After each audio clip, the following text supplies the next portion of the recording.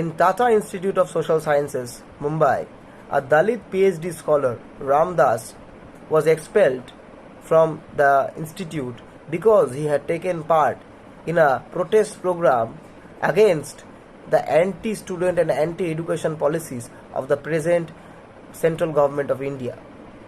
He was an activist. He is an active member of the student movement, which is actually trying to protest against all the anti-education policies of the state machinery. As per the Constitution of India, it clearly gives us the right to protest against all odds, against all oppressions by any state machinery or government. It is a constitutional right, and no institution can debar a student from the view that he or she or that particular person has taken part in activism against any particular oppressive state machinery. Are we staying in a country which is not our country at all? Are we literally in a country which is an independent country? Is it the country which Bhagat Singh had dreamt of? Is it the country which Subhash Chandra Bose had dreamt of? Is it the country which Baba Saheb Ambedkar had dreamt of? Or are we still in a state, in a situation where we are actually free in name only and can only cast our vote, but actually our freedom is not given to us? The institution which has taken such harsh and barbaric step against this particular student Ramdas, who is an active member of the student movement, is actually, this action shows that this particular institution is actually going against the norms of the Constitution of India, and there can be no institution in India, in free India, which will not allow students to take part in active politics, to not allow students to take part in activism.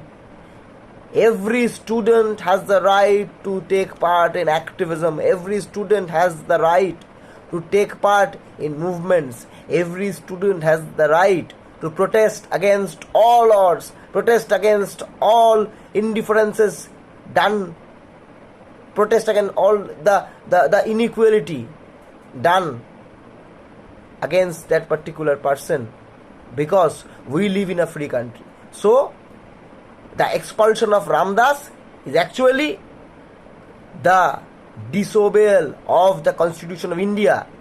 The expulsion of Ramdas is not an attack on Ramdas. It's an attack on the entire student community. It is an attack on the democratic framework of the country, the entire framework of the Constitution.